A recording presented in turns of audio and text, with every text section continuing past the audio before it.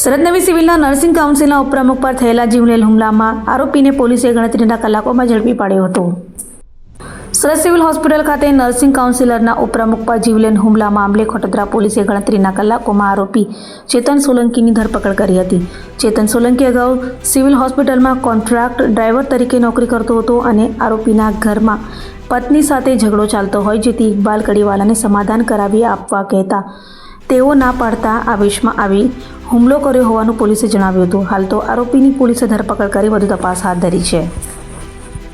આજરોજ સવારના સમયે વહેલી સવારે 5 વાગ્યાની આસપાસ નર્સિંગ કાઉન્સિલના ઉપપ્રમુખ તેમજ ટ્રોમા સેન્ટરના ઇન્ચાર્જ ઇકબાલભાઈ કડીવાલાએ પોલીસ સ્ટેશન ફરિયાદ આપેલ છે કે સવારના સમયે પોતાના કામથી બહાર જતા તે દરમિયાન સિવિલના ગેટ પર પાણીની બોટલ લેવા માટે ઊભા થયેલા હતા. તે દરમિયાન અગાઉ કોન્ટ્રાક્ટ ડ્રાઈવર તરીકે નોકરી કરતા ચેતન નટુ સોલંકીએ તેમના ઉપર લાકડી અને ચપ્પુ લઈને હુમલો કરેલ અને ગાડીમાંથી પર્સ અને બીજો સામાન લૂંટી લીધેલ બાબતની હકીકત જણાવતા પોલીસે ગુનો દાખલ કરી અને આગળની તપાસ ચાલુ કરી છે. કારણ શું છે?